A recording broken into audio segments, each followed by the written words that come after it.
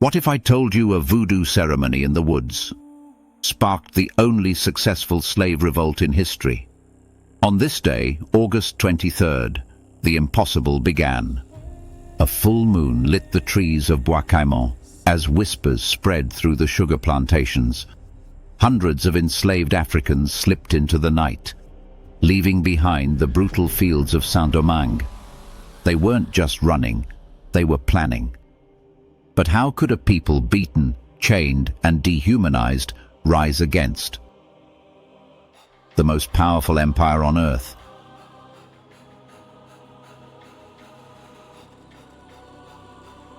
That's the mystery and miracle of the Haitian Revolution.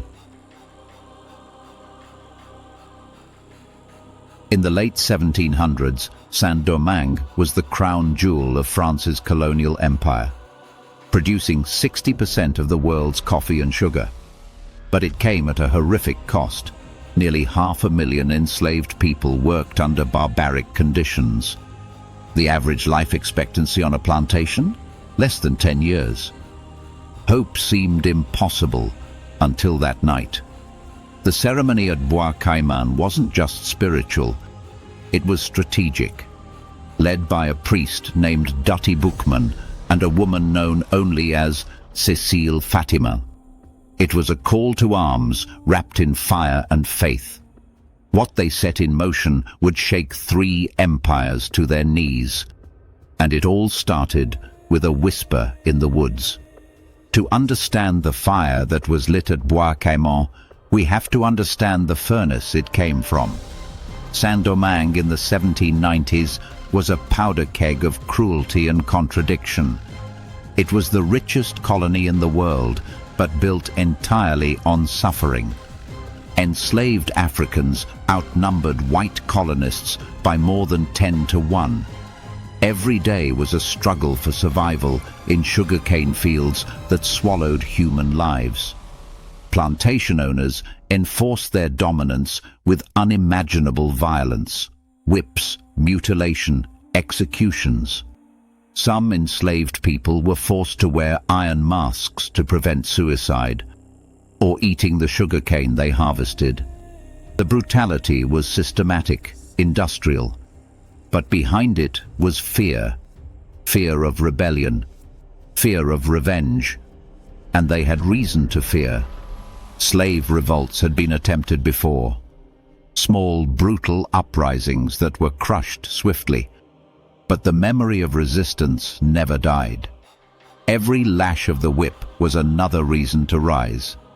At the top of the social pyramid were the wealthy white planters, known as the Grands Blancs. Below them, a growing class of free people of color, some wealthy, some educated. Many owning slaves themselves, lived in a fragile position, respected by none, distrusted by all. Then came the Petits Blancs, poor white colonists often angrier at free black citizens than at the elite ruling class. And finally, at the base, were the enslaved, stripped of rights, names, and humanity. And then came the whispers from across the ocean. The French Revolution had begun. Liberty, equality, fraternity. These words echoed across the Atlantic like thunder. The enslaved heard them. The free people of color heard them. And they didn't forget. Saint-Domingue was ripe. The air was electric. Tensions mounted in the fields, the towns, the barracks. Everyone felt it. Something was coming. The world's most profitable colony was about to become its most revolutionary.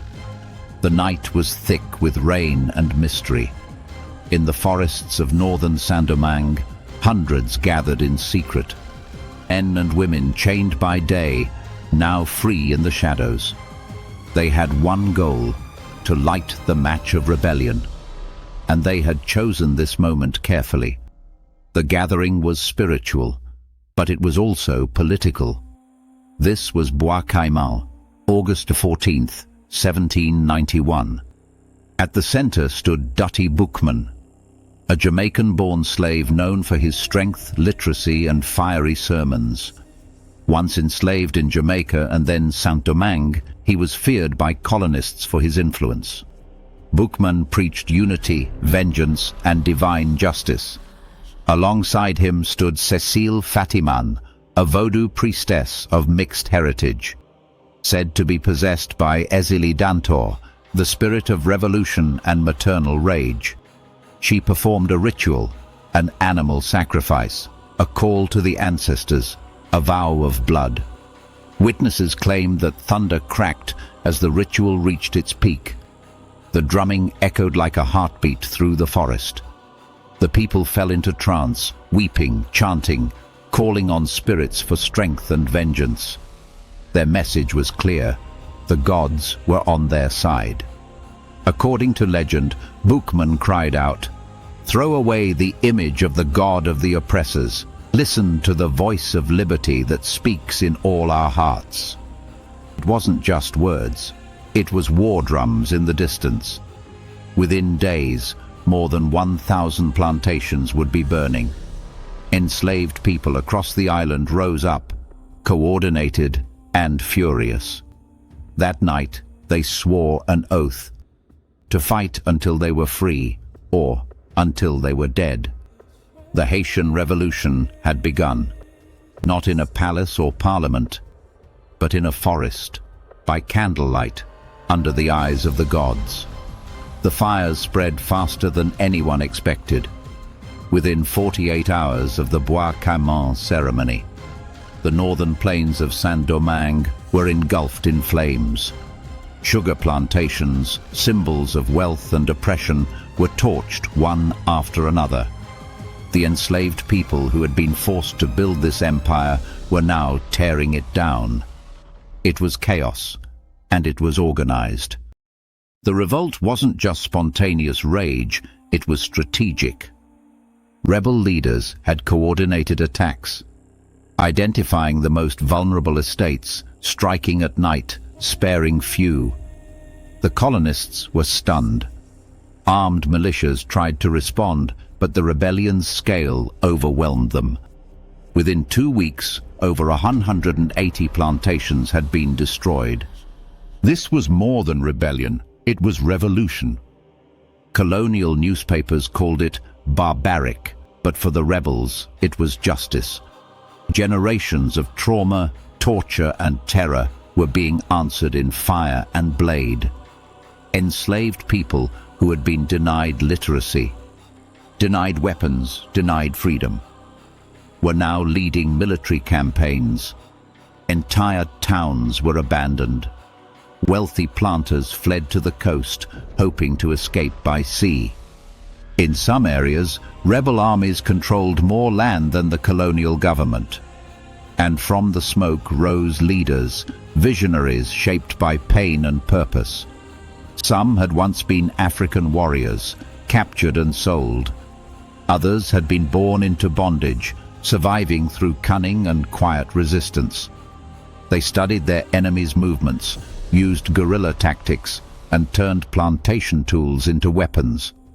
The French colonial authorities scrambled. They didn't just face a revolt, they faced an existential crisis. The very foundation of their economy and empire was collapsing. They tried negotiation, they offered promises. They begged for loyalty, but it was too late. This wasn't a rebellion to be quelled, it was a reckoning. And it was only the beginning of a war that would shake the world. As the revolution intensified, the world began to pay attention. France, desperate to keep control of its wealthiest colony, sent thousands of troops, but they weren't alone. Spain, which controlled the neighboring colony of Saint-Domingue, saw an opportunity and armed rebel factions to destabilize French rule. Britain, hoping to gain the colony for itself, invaded with its own forces. Saint-Domingue became a battlefield for 3 empires, and none of them expected what came next. Instead of collapsing under pressure, the revolution grew stronger. The enslaved had become soldiers. Under brutal conditions, they adapted quickly, mastering European warfare. capturing weapons and outmaneuvering professional armies. Disease ravaged the European troops. Yellow fever became an invisible ally for the revolutionaries. For every French or British regiment sent, hundreds of soldiers died without ever seeing combat. The Europeans underestimated the rebels. They didn't understand that these fighters weren't just rebelling, they were liberating. They weren't fighting for a better deal, they were fighting for a future that had never existed. Leaders emerged with legendary status. Jean-François and Biassou led early campaigns. But one name would rise above all: Toussaint Louverture.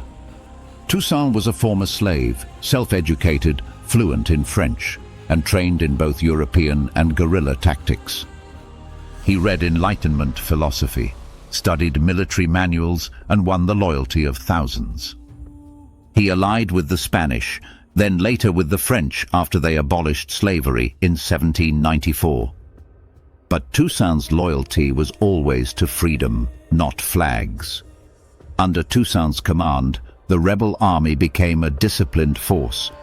They wore uniforms, followed chain of command, and negotiated with diplomats.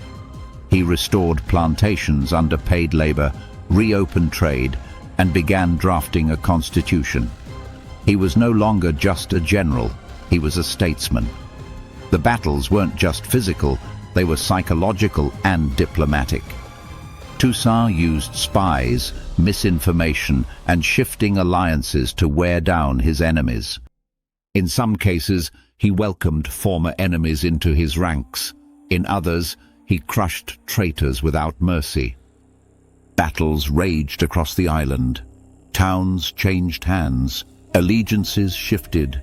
Generals were betrayed. The revolutionaries fought not just with weapons, but with strategy, resilience, and an unbreakable vision. A land where no one could be owned, and no empire could dictate their fate. By 1801, the rebels controlled nearly all of Saint-Domingue. They had fought 3 empires, and they were winning, but the final battle had yet to come. Toussaint Louverture wasn't just a military genius, he was a revolutionary mind centuries ahead of his time. Born into slavery, Toussaint defied every expectation. He learned to read and write in secret. He studied Enlightenment thinkers like Rousseau and Machiavelli, and he trained in the very system designed to crush him.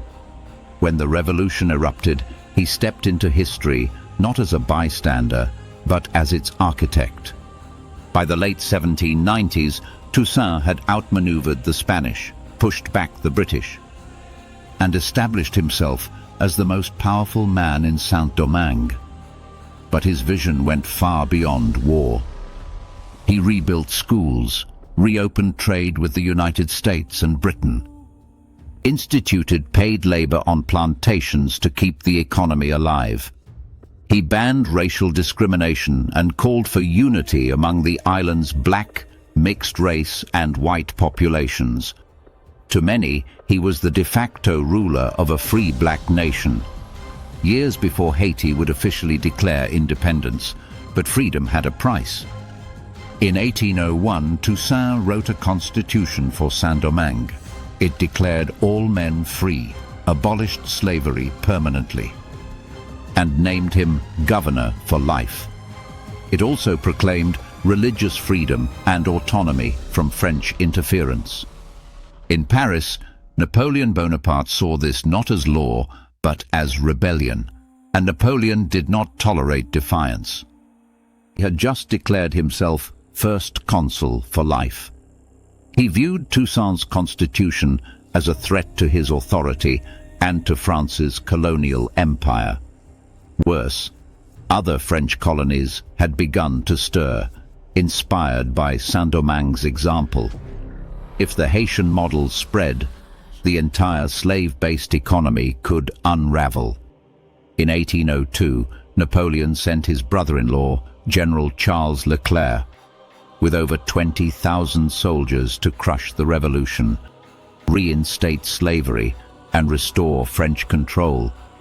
It was one of the largest expeditions France had ever launched. Toussaint knew what was coming. He warned his people, "If they send me away, I will leave a thorn in their side. The tree of liberty must grow."